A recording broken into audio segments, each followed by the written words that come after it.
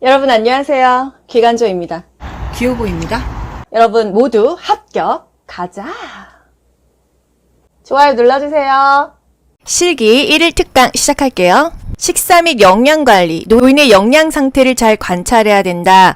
영양 상태가 위험한 요인에는 과도한 약물을 먹었거나 연하곤란, 삼킴곤란이 있거나 할 때는 노인의 영양 상태를 잘 관찰해야 된다. 상처 회복이 지연된다면, 상처가 잘 낫지 않는다고 한다면 영양 부족을 확인할 수 있는 지표가 됩니다. 식사하는 자세, 상체를 올려야겠죠. 식탁의 윗부분이 대상자의 배꼽 높이, 식탁이 생각보다 배꼽 아래쪽 아니에요, 여러분, 그쵸? 의자는요, 깊숙이 편안하게 안정적으로 앉게 한다 이거예요. 발바닥이 바닥에 닿아야 되겠죠. 식탁에 팔꿈치를 올려요, 올리지 않아요? 올리면 훨씬 더 안정적인 자세가 된다. 의자는 충분히 당긴다. 편마비 대상자 누워 있습니다. 어떻게 누워 있을까요? 건강한 쪽을 밑으로 해서 옆으로 누운 자세를 취한다. 일어날 때도 마찬가지예요. 건강한 손을 이렇게 밑에서 짚으면서 일어난다는 거예요. 식사 돕기, 맨날 누워만 있다고 하면 입맛이 있겠어요? 밖으로 나가서 맑은 공기를 마시게 한다. 씹거나 삼키는 능력을 우선적으로 고려를 해서 식사를 준비한다는 거. 삼키는 게 곤란하다 하면은요, 갈아서 제공합니다. 음식이 뜨거울 때 간 맞추면 너무 짤 수 있죠? 뜨거울 때 간 맞추지 않는다. 멸치와 표고버섯으로 국물을 만든다. 이런 것까지 국가고시에 나온 키워드예요. 사례를 예방하려면요, 일단 입을 조금 촉촉하게 만들어줘야 된다는 거예요. 국을 먹이든지 물을 먹이든지 차를 먹이든지 먼저 목을 축이고 음식을 먹도록 한다. 국을 한 숟가락 먹인 후 밥을 준다. 이런 것들이 다 국가고시에 나오고 있습니다. 상체를 약간 앞으로 숙이고 턱을 당기는 자세가 오히려 살에 안 걸린다는 거죠. 완전히 삼킨 후에 확인하고 나서 다음에 한 숟갈을 또 넣어줘야지, 삼키지도 못했는데 계속 집어넣으면 안 된다는 거예요. 요양원 가면은 이렇게 국물 같은 거 갈아서 막 후루룩 먹이잖아요. 입안에 있는 걸 다 먹고 확인하면은 그때 집어 넣어준다 이거예요. 신맛이 강한 거 먹으면 건강한 사람도 입에서 침이 줄줄 나오죠. 사례가 더 걸립니다. 그래서 제공하지 않는다. 식사 돕기, 시력이 저하된 대상자라고 하면은 음식을 시계 방향으로 둔다. 식사 전에 물 한 모금 마시게 한다. 왜? 음식을 삼키기 쉽게 하기 위해서, 입맛을 돋구기 위해서. 식후에 구강 관리한다. 밥 먹고 나서도 30분 정도 앉아있게 한다. 경관영양, 비위관영양, 위관영양 다 같은 말이에요. 이제 줄로 밥을 먹이는 거예요. 입으로 더 이상 씹을 수 없는 대상자들이 이 경관영양을 합니다. 1분에 50cc 이상 주입하지 않아요. 설사하거나 탈수를 유발할 수 있기 때문에 적정한 속도로 주입을 한다. 너무 차갑지 않게 적당한 온도로 먹입니다. 이 영양액은요, 항상 이 위장보다 높은 위치, 사람 몸보다 위에서 아래로 떨어뜨리는 거죠. 그래야 중력에 의해서 내 몸에 흡수되니까요. 우리 몸보다 항상 아래에 있어야 되는 건 뭐 있었죠? 소변 주머니입니다. 소변 주머니. 소변이 다시 역류돼서 우리 몸에 들어오면 염증이 생기니까요. 경관 영양 마찬가지로요. 영양액 주입하고 30분 정도 앉아있게 한다. 밥 먹으면 무조건 앉아있는 게 좋은 거예요. 비간이 빠졌어. 비건을 밀어넣거나 삽입하면 안 됩니다. 보고해야겠어요. 경관 영양에서 가장 중요한 거 뭐예요? 우리 엄마가 요양원 갔어. 입으로 음식을 못 먹어서 콧줄 꼽는 경우 많잖아요. 위에다 구멍 뚫는 경우 많잖아요. 말을 못하고 눈만 껌뻑껌뻑 거리고 있겠죠. 그런데 밥을 먹일 때 그냥 아무 말도 없이 내 몸에 밥이 쑥 들어오고 막 갑자기 나 양치시키고 갑자기 기저귀를 갈고 그럼 너무 불쾌하지 않겠습니까? 항상 의식이 없어도 교보님 식사 시작할게요. 식사 끝나셨습니다. 구강 헹굴게요. 기저귀 채울게요. 이렇게 반드시 대상자에게 알려주세요. 아시겠죠? 투약 돕기, 약을 어떻게 먹어요? 가루약 먹이는 방법 두 가지. 숟가락을 이렇게 물에 타가지고 먹이거나 또 바늘이 없는 그 주사기를 사용해가지고 먹인다는 거. 알약 개수가 너무 많다고 하면은 두세 번에 나누어서 투약한다. 특히나 파킨슨 환자 손 덜덜덜 떨면서 알약 먹으려다 다 흘리죠. 요양보호사가 입안에 넣어준다. 약 먹일 때는요, 물을 충분하게 제공해야 됩니다. 왜? 쉽게 삼키고 흡수가 잘 되도록이에요. 물약 흔들어서 먹이죠? 가라앉을 수 있잖아요. 약의 농도를 맞추기 위해서 흔들어서 먹입니다. 어느 쪽으로 따라요? 라벨에 이렇게 있다고 하면은 이쪽으로 따면은 라벨에 이렇게 물약 묻으면 라벨이 안 보이잖아요. 어떤 약인지 이름 안 보이잖아요. 그래서 요거를 손으로 잡고 라벨이 없는 쪽으로 따릅니다. 안약과 안연고를 넣는 방법이 국가고시에 번갈아가면서 나오고 있죠. 안약은 어디다 넣어요, 여러분? 이 중에서 중앙이나 외측에다 넣습니다. 아래 결막낭 또는 하안검의 중앙이나 외축으로 1, 2cm 높이에서 투여한다. 중앙에 없으면 답이 없네가 아니에요. 중앙 아니면 외측입니다. 아시겠죠? 안녕고는요, 안에서 바깥쪽으로 2cm를 쭉 짜준다고 했어요. 안녕고는요, 왜 그렇게 만들었는지 모르겠는데 뚜껑을 열면 연고가 쭉 그냥 나오잖아요. 그거 어떻게 해요? 그거부터 눈에 넣나요? 튜브에서 처음 나오는 안녕고는 거즈로 닦아서 버리고 나서 깨끗한 부분을 2cm 짜주는 겁니다. 아시겠죠? 어떤 건 눌러주고 어떤 건 움직여줄까요? 안약 눌러, 안녕고 움직여. 두 글자, 두 글자, 세 글자, 세 글자예요. 안약을 움직여준다 하면은 감쪽 같죠? 틀린 거예요. 안약 눌러, 안녕고 움직여. 아시겠죠? 귀약은요, 어느 방향으로 잡아당길까요? 후상방입니다. 요거 국가고시에 정말 단골이잖아요. 후상방으로 잡아당긴다. 약은 항상 건조하고 서늘한 곳에 보관을 합니다. 화장실 이용 돕기 정말 중요한 거, 낙상 방지입니다. 넘어지지 않게 하는 게 가장 중요해요. 화장실 물기 때문에 넘어져서 어깨 부러지고 정말 낙상이 너무 많이 일어나는 곳입니다. 그래서 지금 부모님 연세가 좀 많으시다 또는 내가 나이가 좀 있다 하면은요, 화장실에 미끄럼 방지 이렇게 까는 뽁뽁이 같은 거 있어요. 그걸 꼭 구입하셔서 여러분 좀 번거로워도 뭐 거기 안에 또 물 묻고 하면은 또 닦기도 해야 되는데 그래도 넘어지는 것보단 낫다는 거예요. 화장실은 항상 밝게 해라. 물기가 없게 해라. 미끄럼 방지 신발을 놓던지 미끄럼 방지 깔판을 깔아라 이겁니다. 항상 변기 옆에 송잡이 설치하면 너무 좋죠. 응급벨도 있으면 좋겠죠. 대상자가 화장실을 갔습니다. 우리가 이제 문 밖에서 기다리는데 중간중간 말을 걸어서 살피거나 이제 도움이 필요한 부분만 도와주는 게 좋겠어요. 그런데 너무 좀 위험하다 하면은 문 열어놓고 볼일 보는 게 사실 가장 안전하기는 하죠. 하지만 항상 화장실은 프라이버시를 유지해줘라. 필요한 부분만 도와줘라. 앞에서 뒤로 닦아라. 요도, 질, 항문 순서로 닦아라. 항문이 맨 마지막에 닦아라 이거예요. 항문에선 똥이 나오고 똥에서는 대장균이 나옵니다. 이 대장균 있는 쪽부터 질, 요도로 닦으면 어떻게 해요? 요로 감염이 생기겠죠. 항상 항문을 맨 마지막으로 닦아라. 이게 국가고시에서 정말 중요한 포인트입니다. 대소변을 하루에도 여러 번 보잖아요. 닦을 때마다 항문을 맨 마지막으로 닦아줘야지 정말 한두 번만 반대로 닦아도 요도질에 요로 감염이 생기기가 너무 쉬워요. 침상 배설. 내가 맨날 침대에 누워있는 것도 수치스럽고 힘든데 거기서 똥오줌을 싸게 되면 너무 수치심이 느껴지겠죠? 최대한 수치심을 느끼지 않도록 해주는 요양보호가 중요한 거예요.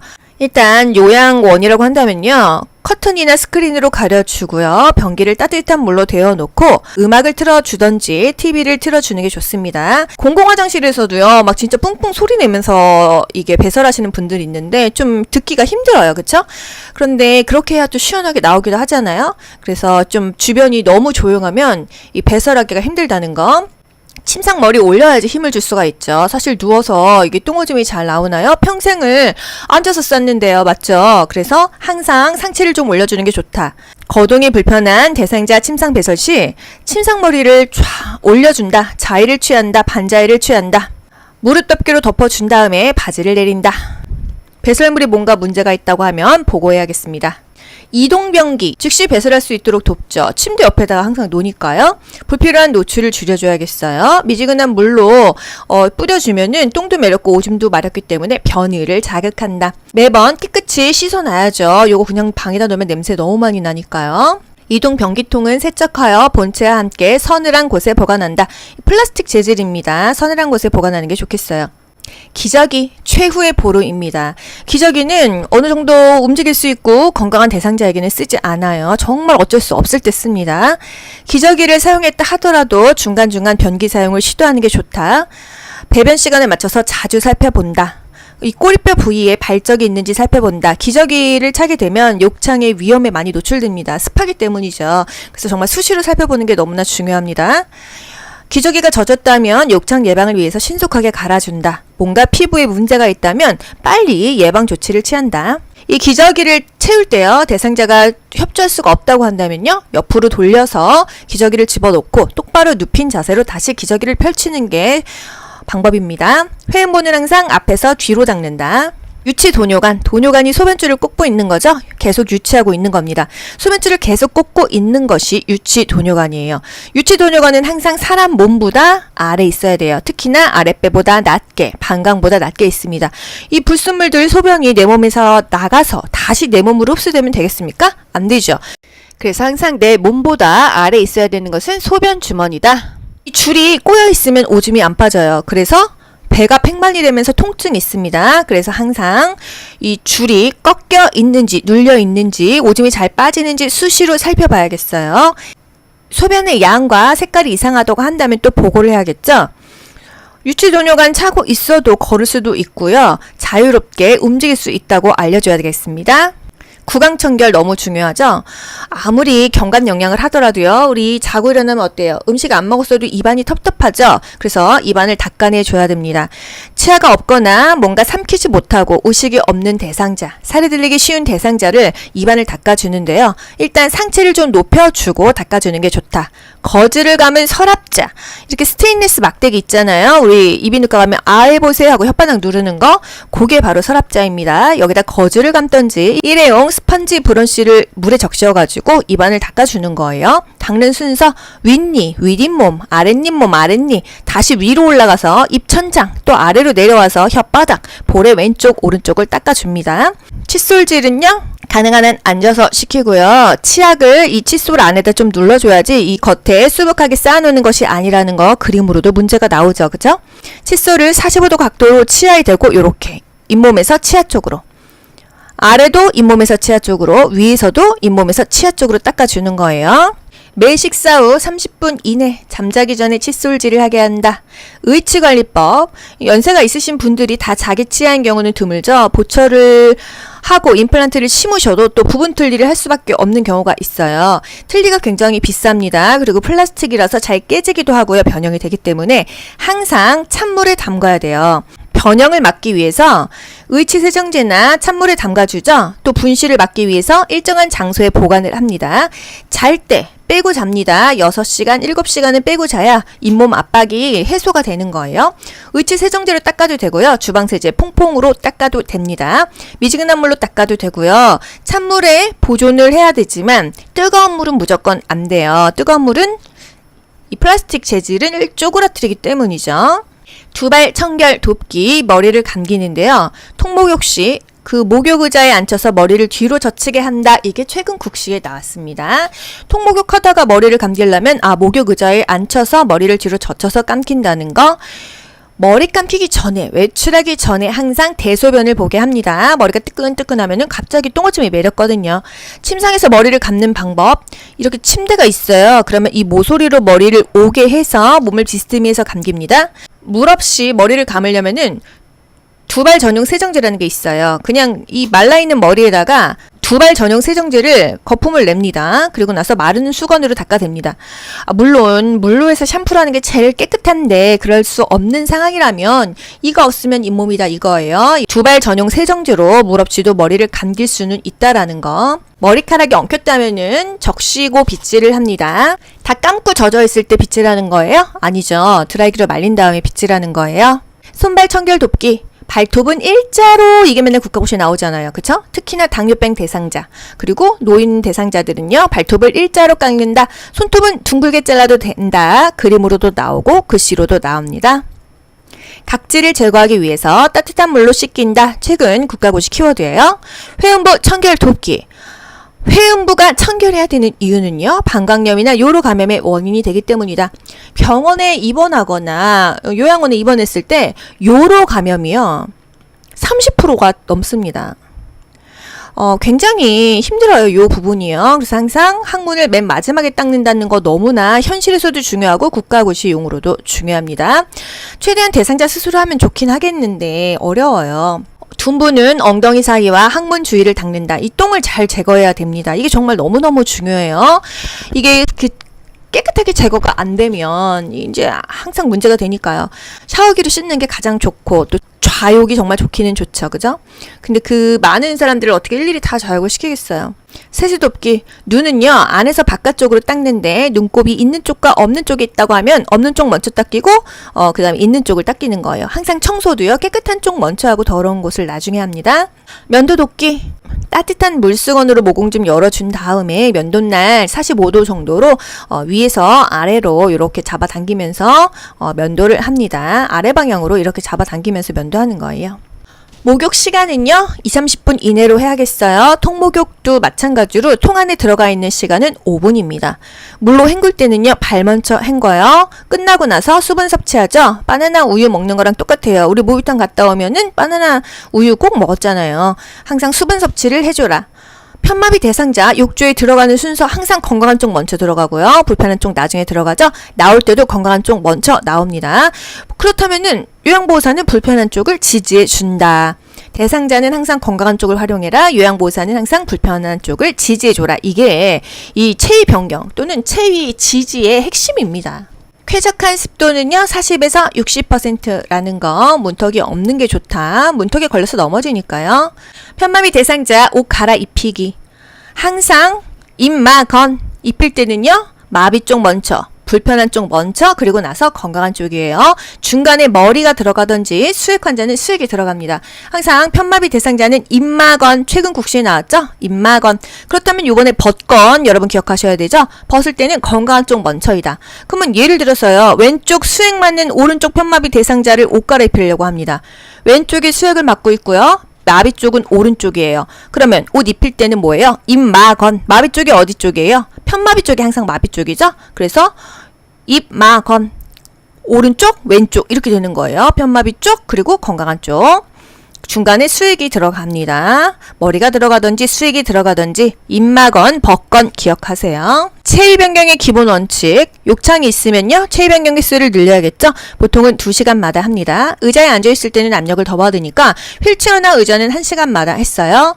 올바른 신체 정렬 방법 정말 국가고시 많이 나오잖아요. 어떻게 해야 힘을 잘 쓰고 근육이 다치지 않냐. 무릎을 굽히고 허리를 꼿꼿이 편다. 안녕하세요, 미스코리아 귀요보입니다. 물건을요, 몸 가까이에서 잡아야 돼요. 팔을 쭉 뻗는 게 아니라 구부리는 자세가 좋은 거예요. 지지면을 넓힌다. 무게중심을 낮춘다. 무릎을 구부려야 무게중심이 낮아지죠. 그리고 발을 왼쪽 오른쪽으로 벌리거나 앞뒤로 벌려야 지지면이 넓어지는 거예요. 허리는 펴고 무릎을 굽혔다 펴면서 들어 올리는 것입니다. 이 자세는 뭐 하는 자세죠? 근력을 키우는 자세예요. 신체 안정에 도움이 됩니다. 근력을 키우니까 낙상 예방에 도움이 되는 자세다. 이것도 국시에 나왔었죠? 대상자가 협조할 수 있다고 하면 무조건 할 수 있는 부분은 스스로 할 수 있게 하고 나머지만 도와주는 겁니다. 대상자가 협조할 수 없다고 하면은요, 한 사람 한 사람 마주보고 서가지고요, 상체 하체 지지하고 하나 둘 셋 하면서 동시에 침대 머리로 옮기는 건데요. 이 과정에서 잡아당긴다, 끌어당긴다, 잡는다 이런 표현은 다 틀립니다. 잡아 끌다가 종이짝처럼 얇은 피부가 쓸려서 욕창이 생길 수 있기 때문에 항상 잡아 끈다라는 것은 틀리고요. 아시겠죠? 한 손만 불편해요. 그러면 건강한 쪽으로는 스스로 잡아야 되는 거예요. 항상 건강한 손은 대상자 스스로 활용합니다. 체위 변경과 이동 돕기. 여기서 기억하실 거는요, 대상자가 어느 쪽을 활용하는지, 요양보호사가 어느 쪽을 지지하는지입니다. 대상자는 항상 건강한 쪽을 활용하죠. 요양보호사는 항상 불편한 쪽을 지지합니다. 요거를 알고 갈게요. 일일이 다 외울 필요가 없어요. 옆으로 눕히는 거 돕기 한번 볼게요. 요양보호사는요, 대상자 앞에 섭니다. 머리를 요양보호사 쪽으로 돌려요. 그리고 양팔을 가슴 위에 올려놔요. 그래야 팔이 안 꺾이니까. 그리고 돌려눕히고 편하게 받쳐준다. 이게 답이에요. 아시겠죠? 편마비 대상자 일으켜 앉히려고 합니다. 어떻게? 일단 일어날게요. 말을 합니다. 설명을 해요. 뭘 하든지 항상 설명을 합니다. 그리고 그쪽으로 서죠. 양손을 가슴 위로 포갭니다. 꺾이지 않도록요. 상체 하나, 하체 하나를 지지하는데 상체는 등과 어깨, 또 하체는 넙다리입니다. 그래서 지지해서 앉힌다는 거. 대상자는 건강한 쪽으로 짚고 일어나게 한다. 건강한 손은 항상 아래쪽이라는 거. 사지마비 대상자 특이해서 국가고시에 정말 많이 나오잖아요. 어떻게 이렇게 앉혀요? 사지마비니까 대상자 자체는 아예 움직일 수가 없습니다. 요양보호사는 상체 하나, 하체 하나 지지할까요? 아니에요. 그냥 상체 두 곳만 지지합니다. 특이하지 않나요? 목을 못 가눠요. 목 밑에 손을 넣고요. 또 하나는 양손을 모은 어깨 밑, 요 모은 손을 받치고 일어납니다. 하체는 지지하지 않습니다. 하지만 넙다리뼈가 딱 부러질 수가 있어요. 그래서 조심스럽게 다리를 펼쳐놓고 상체 두 곳만 지지한다. 이게 바로 사지마비 대상자고요. 두 다리를 편 상태에서 무리하게 앉히면 넙다리뼈가 골절된다. 이 넙다리뼈가 국가고시에 나왔어요. 앞에서 일으켜 세울 때는요, 앞을 지지합니다. 그리고 허리를 잡아주면서 요양보사 어깨로 대상자의 가슴을 밀쳐 일으키면서 일어나는데, 여기서 중요한 거, 대상자의 이 발끝이요, 약간 무릎 뒤쪽으로 가 있어야 돼요. 그래야 잘 일어날 수가 있다. 옆에서 일으켜 세우기는요, 요양보사 발이 이 대상자 발 뒤에 있어요. 그리고 무릎을 짚으면서 같이 일어납니다. 옆이든 앞이든 그 부분을 지지하면서 불편한 쪽을 지지하면서 일어나는 거예요. 똑바로 누운 자세는요, 앙하위입니다. 상체가 올라가야 되는 자세, 호흡곤란 시 또는 밥 먹을 때 위관 영양하고 구강 관리할 때는요, 반자위나 자위가 좋겠어요. 축이는 옆으로 누운 자세고요. 똑바로 누워있으면 이 엉덩이뼈, 천골에 욕창이 잘 생긴다는 거, 옆으로 누워있으면 이 어깨, 그리고 요 골반 쪽에 욕창이 잘 생기겠죠. 신경 써서 체위 변경을 해주세요. 휠체어 접는 순서, 남자친구가 그랬어요. 야, 이제 접자. 우리 그만 만나자. 아, 제가 사준 진짜 명품 잠바가 생각나는 거죠. 야, 잠바네나 18. 잠발 18. 아직도 모르시는 분 설마 안 계시겠죠? 접는 순서예요? 펴는 순서예요? 접는 순서입니다. 휠체어 접는 순서. 잠발 18. 잠금 장치를 잠근다. 발 받침대를 접는다. 시트를 가운데를 들어 올린다. 팔걸이를 모아 접는다. 그럼 펴는 순서는요? 잠팔씨입니다. 잠팔씨. 잠발 18만 외우세요. 만약에 휠체어 잠금 장치가 고정이 안 돼. 잠금 장치 고정 안 되면 큰일 나죠. 휠체어 굴러떨어지잖아요. 뭐 확인해야 될까요? 타이어 공기압을 확인합니다. 우리가 손가락으로 눌렀을 때 0.5cm 들어가는 게 가장 좋다고 했어요. 그리고 잠금 장치 고정 볼트를 확인해야 돼요. 고정 볼트. 왜 안 잠기는지 봐야 되니까요. 바닥이 울퉁불퉁하고 문턱이 있다 하면은요, 앞바퀴를 들어 올렸었죠? 우리가 내려갈 때는요, 뒤로 돌려서 내려갔습니다. 경사로, 비탈, 가파른 길은요, 지그재그 내려갔어요. 그래야 이 속도를 줄일 수가 있으니까요. 엘리베이터 뒤로 들어가고요, 앞으로 나옵니다. 국가고시가 매번 나왔던 거잖아요. 그죠? 문턱이 있고 울퉁불퉁하다면은요, 앞바퀴를 들어 올려. 내려갈 때 뒤로 돌려. 또 경비가 지그재그, 경사로 비탈 가파른 길은 지그재그 스키 타듯이 지그재그 가야지만 속력이 준다는 거. 침대에서 휠체어로 갈 때 어떻게 해요? 휠체어를 일단 이 사선으로 듭니다. 30에서 45도 간격. 그리고 잠금 장치로 요거 고정시키죠. 그리고 대상자 마비된 쪽 지지하면서 이 건강한 쪽으로 휠체어 잡으세요 해가지고 이동하는 거예요. 그쵸? 바닥에서 휠체어 또는 휠체어에서 바닥으로 가는 거 두 곳 다 상체만 지지합니다. 사지마비 대상자 상체 두 곳 지지했죠? 이 휠체어도 마찬가지예요. 이 바닥에서 휠체어로 올라가려면은요, 일단 잠금 장치는 항상 첫 번째로 잠궈줘야 돼요. 대상자가 이렇게 휠체어 쪽으로 올라가야 될 거 아니에요. 건강한 손으로 잡게 합니다. 상체, 허리, 어깨를 지지해주고요. 앉혀주는 거예요. 내릴 때도 마찬가지예요. 잠금 장치 잠그고요. 대상자는 건강한 쪽으로 이 바닥 짚고요. 요양보호사는 불편한 쪽을 지지해줍니다. 어깨와 몸통 지지해주고 바닥 짚기해서 내려가는 거예요. 이렇게 둘이 옮길 때, 휠체어에 탄 사람을 옮길 때요, 힘센 사람이 뒤에서 이렇게 겨드랑이 잡고요, 이 다른 사람이 종아리 잡습니다. 두 명이서 같은 쪽에서 옮긴다고 하면은, 한 사람은 상체, 한 사람은 하체, 이렇게 두 곳으로 손을 넣어서 옮기면 되겠습니다. 휠체어에서 자동차가 요즘에 국가고시에 많이 나오고 있죠? 어떻게 해요? 휠체어를 자동차 앞으로 가게 놓죠. 그리고 잠금 장치 고정합니다. 그리고 대상자 발이 바닥에 닿아야 돼요. 그리고 엉덩이 먼저 닿고 한 다리 올리죠. 그리고 편하게 앉게 한다. 이게 답입니다. 말을 어렵게 이해하지 마시고 그냥 이 머릿속에서 어떻게 앉히는지를 생각을 해보세요. 쉽게 생각하고 그것을 약간 어려운 문장으로 풀어서 맞추시면 되겠습니다. 보행벨트 국시에 자주 나옵니다. 불편한 쪽 뒤쪽에서 요양보호사는 지지를 해주고 항상 허리에다가 보행벨트를 맞춘다고 했어요. 허리 부분 또는 대상자의 불편한 쪽 뒤에서. 보행기 사용 방법. 이 보행기는요, 불편한 자리가 있다고 하면 보행기랑 세트로 갑니다. 하지만 둘 다 불편해. 그럼 보행기 먼저 가고 한 다리 이렇게 가는 거예요. 보행기든 지팡이든 항상 둔부 높이, 엉덩이 높이예요. 지팡이 올라갈 때 그리고 내려갈 때와 평지 매번 국가고시에 나오잖아요. 올 직업만 최근 국시에 나왔어요. 지팡이를 짚고 올라간다 또는 버스에 승차한다 했을 때요, 올 직업만 지팡이는 무조건 처음부터 지팡이가 가장 먼저입니다.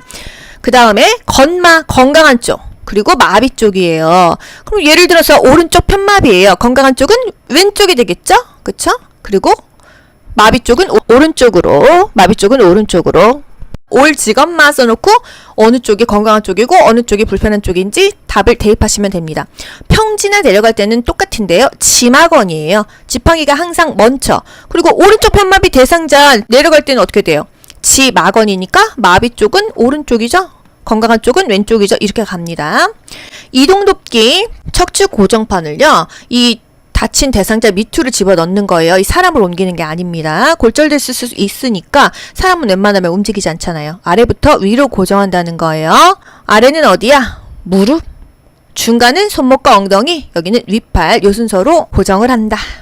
분비물 처리 방법. 배설물 처리 후에는 이렇게 장갑을 꼈더라도 물과 비누로 손을 씻어야 됩니다. 분비물 처리할 때 반드시 장갑을 착용해야 돼요. 흡인 물품 관리 국가고시에 많이 나오죠? 이게 이제 카테타예요. 고무관인데 뭐 가래나 분비물을 제거해 주는 기능을 합니다. 보통은 일회용을 많이 쓰는데요.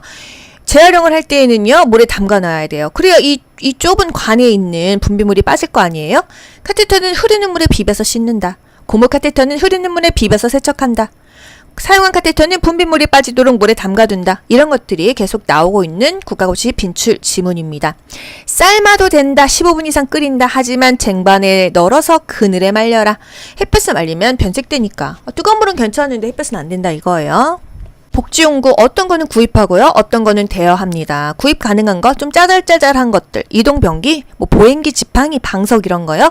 대여 가능한 거 큰 거, 비싼 거요. 침대, 휠체어 이 정도입니다. 욕창 예방 매트릭스. 이거 공기압을 어떻게 확인할까요? 엉덩이 밑에 손을 넣어서 매트리스 공기압을 확인한다. 실버카, 보행기. 요게 뭐가 중요해요? 어느 정도 균형 감각이 있고 보행 능력이 있는 대상자가 실버카를 끌고 다닙니다. 실제로 할머니나 할아버지들이 이렇게 생긴 거 끌고 슈퍼 많이 가세요. 병원에 이거 끌고 오시는 분들도 제법 있어요. 균형을 어느 정도 잡아야 됩니다. 너무 균형 못 잡으면 이거 뒤집히거든요. 이게 복지용구라는 거예요. 이동변기, 간이변기. 침상에 누워있을 때 간이변기 요강처럼 대주는 거죠. 이동변기 침대 옆에서 밤에 화장실 가기 무섭거나 뭔가 다칠 것 같을 때 활용을 합니다. 이동변기 요 가운데요. 탈부착이 가능하죠. 뜨거운 물로 세척할 수 있다면 더 좋겠어요. 소독약으로 소독할 수 있는 재질이라면 더 좋겠죠. 거의 다 플라스틱 재질입니다. 목욕 의자, 요게 한번 국시에 나왔었죠? 거동이 불편한 대상자의 안전을 위해서 선택해야 될 목욕 의자는 요겁니다. 손잡이가 있고 밑에 물 빠지는 거 요게 좋다 그랬습니다. 낙상 시 돕는 법. 일단 다쳤습니다. 그러면 대상자 안정시키고요. 안 움직이는 게 좋아요. 119 빨리 불러야겠죠. 신체적으로 눈이 잘 안 보이고 먹는 약이 많고 심장질환이나 빈혈이 있다고 하면 잘 넘어지겠죠. 균형을 못 잡으니까요. 반사작용도 느리죠. 하나 치매 말기가 되면 균형을 못 잡아서 넘어져서 낙상이 되는 경우가 정말 많이 있습니다. 과거에 낙상 경험이 있는 기립성 저혈압 대상자 역시 다시 낙상할 수가 있어요. 한번 다친 사람이 계속 다칩니다. 바닥에 물기가 있거나 경사가 급하거나 결단이 많거나 하면은 많이 다칠 수가 있어요. 그래서 나이 먹고는 좀 평평한 곳, 뭐 엘리베이터 있는 곳이 좋다는 거예요. 가정에서는 항상 문턱을 없앱니다. 또 주변의 물건을 최소화해야 발에 걸려 넘어지는 일이 없어요. 항상 손잡이가 있으면 좋겠죠. 불은 밝게 합니다. 취침 시 침대 난간을 올려줘야 돼요. 그래야 굴러떨어지지 않는다. 집에서 정말 침대에서 자다가 떨어지는 경우 너무 많죠? 침대 높이를 낮추거나 침상 이 난간을 올리거나 이 밑에다가 이불을 좀 깔아서 떨어져도 다치지 않게 해야 되고요. 신발도 미끄럽지 않은 신발 신어야 돼요. 사고는 순간입니다. 다치고 나면 이미 늦어요. 화재 대처법. 바람이 불어오는 쪽 에서 구조를 기다려. 바람이 불어오는 쪽에서 구조를 기다려야 됩니다. 아시죠? 화재 났다. 그럼 일단 코와 입을 젖은 수건으로 가리고 몸을 낮춰서 한 손만 짚고 한 방향으로 나가야 됩니다. 아시겠죠? 수화기 사용법 국가고시에 3번에 한 번씩 나오고 있는 것 같아요. 안전핀을 뽑습니다. 노즐을 잡고 불 쪽으로 향하고요. 손잡이 움켜쥐고 빗자루 쓸듯이 분말을 고루 쏴주세요. 지진이 났어. 문을 열어서 출구를 확인한다. 운동장 같은 넓은 공간으로 대피한다. 요것도 최근에 나왔습니다. 일상생활 지원하는데 식재료 준비 어떻게 하죠? 식욕을 돋구기 위해서 식초나 소스로 무침을 한다. 우리 이거 배웠었어요. 근데 우리 싱겁게 먹게 하기 위해서 뭐 또 한다고 했던 거 기억나세요? 식초, 후추, 뭐 겨자, 파마늘, 양파, 참깨 등을 사용한다. 향신료를 사용한다. 왜? 음식을 싱겁게 먹기 위해서 요것도 국가고시에 나왔었죠. 육류는 오래 삶으면 부드러워지고 생선은 오래 삶으면 질기고 딱딱해집니다. 철분제는 비타민C 오렌지 주스랑 먹는다. 철 좀 들어라의 C 비타민C 오렌지 주스랑 먹는다는 거. 과일류는 한두 번 먹는다. 곡류는 하루에 2, 4회 먹는다. 뭐 우리가 하루에 밥 3끼 먹잖아요. 한 3번 먹는다 이 소리예요. 2, 4회 밥 2번 먹고 뭐 빵으로 한 끼 때우고 뭐 국수 한 번 먹고 이런 식이죠. 단백질은 매일 3, 4회 몇 끼니마다 단백질을 먹어라. 이거 굉장히 중요합니다. 채소류 몇 끼니 2가지 이상. 단백질보다 더 심해요. 몇 끼 2번 이상이면은 하루에 뭐 6번은 먹으라는 거잖아요. 뭐 시금치 나물 먹던지 뭐 물김치를 먹던지 뭐 풋고추 찍어 먹던지 이렇게요. 대장암은요. 저자녀시기를 먹어서 걸립니다. 그래서 어떻게 해라? 자녀시기를 먹어라, 저자녀시기를 먹어라 뭘까요? 자녀시기를 먹어야 됩니다. 섬유질이 뭔가 많이 있는 게 자녀시기라고 생각하시면 돼요. 그래서 대자녀시기, 대장암은 자녀시기를 먹어라. 저자녀시기를 먹어서 대장암이 생겼기 때문에 자녀시기를 먹어라 이거예요. 대자녀시기, 대장암은 자녀시기를 먹어라. 섬유질이 많은 통곡물, 생야채, 생과일을 먹어라 이거예요. 당뇨병, 발기부전, 발톱은 일자로 잘라라. 잡곡밥, 생과일, 생채소를 먹어라 그랬습니다. 운동 언제 하죠? 밥 먹고 언제 혈당이 올라가요? 30분에서 1시간 있다 혈당이 올라갈 때 그때 운동이라 했습니다. 당뇨병의 증상, 다음, 다식, 다갈, 다뇨 요런 증상이 있었어요. 고혈압 대상자, 혈압이 조절되어도 계속 복용해라. 증상이 없어도 약을 먹어라. 꾸준히 복용해라. 저염, 저지방 시기를 먹어라 했습니다. 그렇다면 어떤 게 저염, 저지방 시기야? 저지방 유제품을 먹게 한다? 저지방이니까 맞아요. 현미밥, 잡곡밥, 두부, 달걀찜, 야채찜 먹는다. 저염식품, 카레가루를 입혀 구운 삼치. 이게 제가 본 35회 국가고시에 나왔었거든요. 카레가루 짠 거 아니야? 그게 아니라요.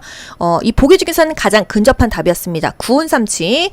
소금 안 넣었다 이거죠. 카레가루가 몸에 좋다고 합니다.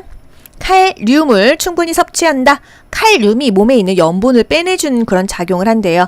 고구마, 바나나, 우유, 시금치 이런 게 고혈압에 좋다는 거. 뭔가 씹기가 불편하고 삼키는 게 불편하다고 한다면 과일을 숟가락으로 긁어서 먹이래요. 변비 대상자, 섬유소 많이 먹고 물 많이 먹는 게 좋겠죠? 녹차나 커피, 맥주는 제한합니다. 골다공증 대상자, 걷기가 좋았어요. 체중을 부하하는 운동이 좋았습니다. 칼슘 많이 먹는다. 탄산음료 줄인다. 왜? 칼슘 흡수를 방해하니까. 위생관리 볼게요. 유통기한 지난 식품 폐기해야겠죠. 녹은 거 재냉동시키지 않습니다. 조개류 신문지에 싸서 냉동 보관한다. 이거 사실 어려우신 분은 패스하세요. 보기에 나올 수도 있습니다. 여기서 좀 중요한 거, 육류는 덩어리째 보관을 해야지 세균이 안 생긴다고 합니다. 달걀, 요거 국시 한번 나왔죠? 둥근 부분을 위로 해야 돼요. 둥근 애가 떴습니다. 둥근 애는 위로 뜨죠. 둥근 부분을 위로 합니다. 비비면서 씻는 게 아니고요. 먹기 직전에, 조리 직전에 한번 물로 씻으래요. 이게 국시에 나와서 학생들이 그랬잖아요. 달걀을 씻는 거였어? 규업 아니었으면 틀릴 뻔했어? 이랬잖아요. 이 달걀에는요, 살모넬라 균이 있습니다. 그래서 물로 한번 씻어서 먹는 게 좋은데 미리 씻거나 미리 이렇게 막 비벼놓지 않아요. 왜? 이게 보호막이 제거되니까 먹을 때 한번 수돗물로 이렇게 씻어서 이제 후라이팬에 이렇게 깨시면 되겠습니다. 의복 관리. 저녁 외출할 때는 밝은색 옷을 입고 형광옷 이렇게 잘 보이는 거 좋습니다. 교통사고 날 수 있으니까요. 이불은요 가벼워야겠죠? 부드럽고 보습성이 있으면 좋습니다. 그늘에서 말려야 돼요. 뭐를? 양털, 오리털 이불은요 쪼그라들 수 있기 때문이죠. 매트리스는요 최소 한 달에 한 번은 말려라. 아무리 바닥에 까는 이불이라도 한 달에 한 번은 말리던지 빨아라 이거예요. 베개는요 베개 커버만 매일 교환해 줍니다. 우리 사실 뭐 커피 얼룩, 커식주, 식초와 주방세제를 섞어라. 땀얼룩, 땀과주, 과탄산소다, 주방세제 이런 거 외웠는데 요거 어려우신 분들은 패스하셔도 됩니다. 국시에 그렇게 자주 나오는 빈출은 사실 아니거든요. 커피 얼룩 정도는 실생활에서 쓸 수 있으니까 커식주, 식초와 주방세제가 뭐예요? 퐁퐁하고 식초 섞어갖고 닦으라 이 얘기입니다. 땀얼룩 겨드랑이에 있을 수 있죠? 땀과주, 과탄산소다와 주방세제 퐁퐁하고 섞어라 이겁니다. 최근 국시 얘기 나왔어요. 이게 뭐냐? 약하게 짜라 아닙니까? 손으로 약하게 짜는 것도 맞고요. 국시에서 이런 보기가 있었어요. 세탁기에서는 단시간에 짜라. 그냥 이런 건 찍어 맞출 수가 있어요. 여러분 이건 뭐예요? 햇볕이 쨍쨍인데 옷걸이에 걸어라. 요거는요. 그늘이고 옷걸이에 걸어라. 요거는 햇볕 쨍쨍 뉘어서 걸어라. 요거는요. 그늘에 뉘어서 걸어라 입니다. 그림대로 읽으시면 되는 거예요. 삶을 때 뚜껑 열어요, 덮어요? 덮고 삶습니다. 세탁물이 공기층에 노출돼서 이게 상한대요, 옷감이요. 냄새가 너무 심한 옷은 어떻게 해요? 붕산수에 담갔다가요, 헹구지 말고 탈수해서 그냥 햇볕에 넣으라는 거죠. 붕산수에 담갔다가 헹구지를 말을 해요. 외출 시에 동행, 개인적인 활동을 도와줄 때, 개인 활동 지원 서비스 할 때요, 경비를 챙겨야겠죠. 지금 어느 병원을 가는지, 6개월 만에 가는데 병원비는 얼마 나올지, 약값은 또 몇십만 원 나오잖아요. 이런 거 다 준비해야 됩니다. 안전하고 쾌적한 주거 환경 관리. 현관, 안전하게 현관 앞에 의자를 놓아둡니다. 신발 신으려고 이렇게 구부리다 다치니까 의자에 앉아서 편하게 신어라 이거예요. 문턱은 항상 없애주는 게 좋다. 대상자의 방은 비상벨 설치하면 좋겠어요. 화장실이나 욕실 환하게 하고요. 바닥 미끄럼 방지 매트를 깔아줍니다. 계단에는요, 고무 같은 거 대주면 좋습니다. 손잡이도 있어야 되겠죠. 환기, 낮 시간 동안은 2-3시간 간격으로 환기한다. 에어컨 막 틀었다고 창문 안 열면 안 돼요. 체위 변경도 2시간마다, 창문 환기도 2시간마다 하는 게 좋겠어요. 실내 온도 여름에는 22에서 25도. 에어컨 사실 25도에 놓으면 별로 안 시원하거든요. 초반에는 22도로 해놓고 조금 시간 지나서 올려도 괜찮다. 난방은요, 전체 난방이 바람직하지 난로 같은 거 쪼이고 하면은 별로 안 좋습니다. 아픈 사람들은요, 화상을 입을 수도 있고 전체 난방이나 담요가 더 좋다고 하네요. 야간에는 항상 조명을 켜둔다. 특히나 화장실은 밝게. 의사소통 볼게요. 의사소통에서 중요한 거 항상 눈을 맞추고 얘기하는 게 좋겠습니다. 또박또박 얘기하는 게 좋다. 나 전달법 국가고시에 많이 나오죠? 기호부님 오늘 밥을 너무 조금 드시니까 제가 좀 마음이 안 좋네요. 내가 느끼는 바를 솔직하게 얘기하는 겁니다. 아우 걱정돼요 이거예요. 아시겠죠? 주어가 항상 내가 되어야 된다. 그래서 나 전달법은 I 메시지라고 하잖아요. 그죠? 여러분 제가 문제를 이렇게 맞춰보세요. 어떤 장애가 있는 대상자일까요? 정면에서 눈을 보면서 얘기해야 됩니다. 뭘까요? 일단 귀가 잘 안 들리면은 정면에서 얘기하는 게 좋겠습니다. 아시겠죠? 또 정면에서 얘기해야 되는 거 시각장애 대상자예요. 안 보이니까 이쪽 저쪽이라고 말하면 더 못 알아듣잖아요. 시계 방향으로 설명하고요. 대상자 중심으로 왼쪽, 오른쪽에 있습니다. 짧은 문장으로 얘기한다? 그림판 하면은 뭘까요? 판단력이나 이해력이 부족한 사람이라 이거예요. 자극을 줄여야 된다 하면은요?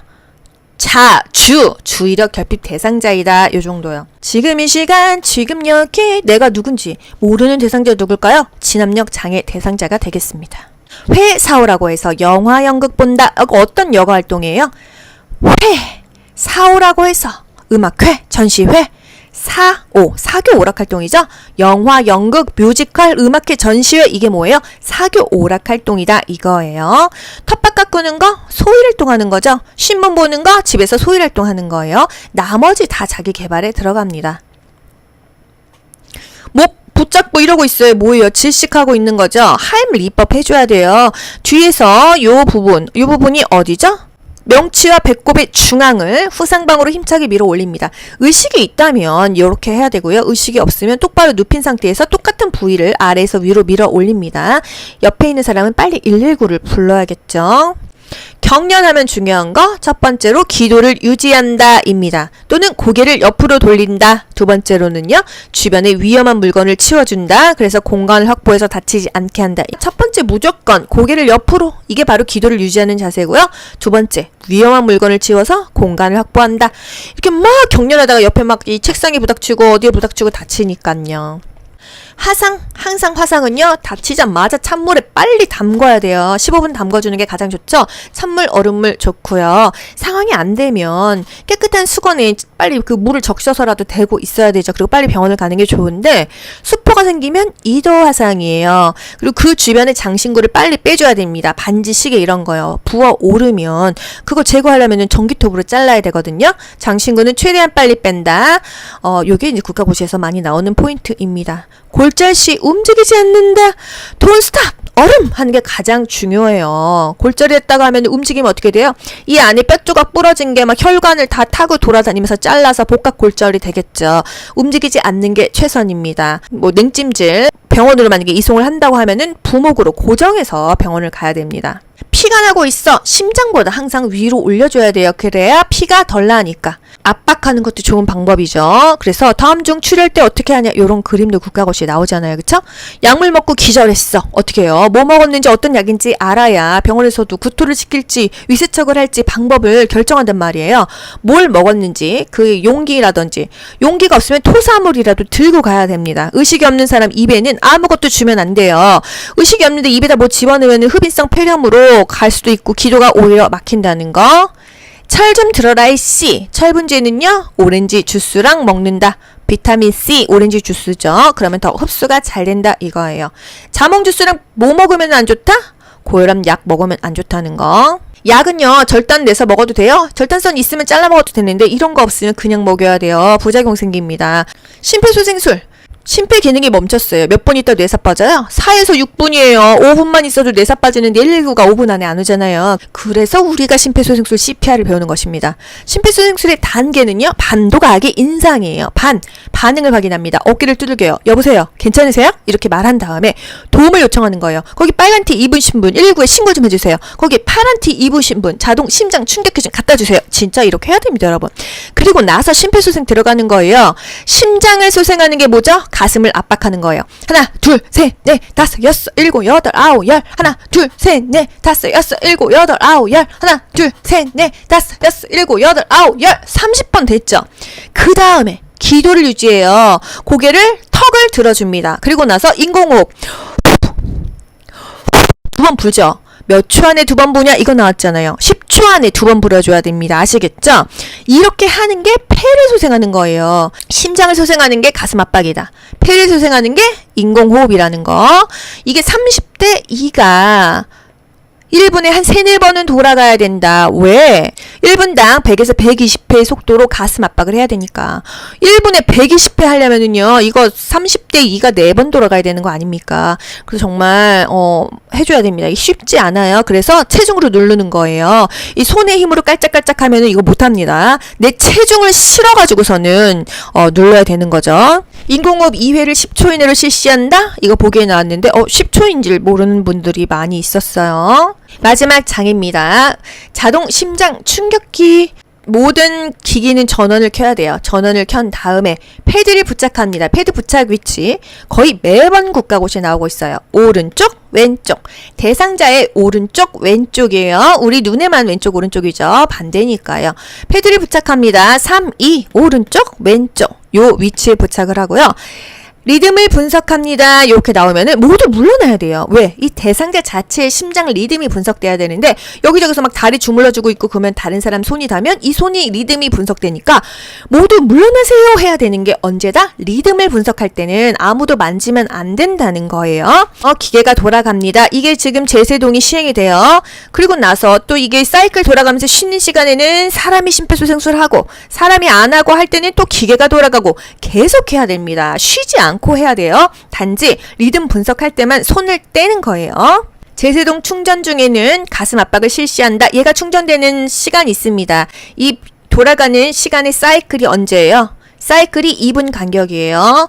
쉬는 때는 사람이 해주고 아니면 또 얘가 하고 자동 반복합니다. 언제까지 계속? 119가 와가지고 인수인계 할 때까지 계속 해야 되는 거예요. 아시겠죠? 여러분 수고 많이 하셨습니다. 반복해서 내 걸로 만드세요. 귀로 듣고 고득점 합격하는 비결이 귀요보에 있습니다.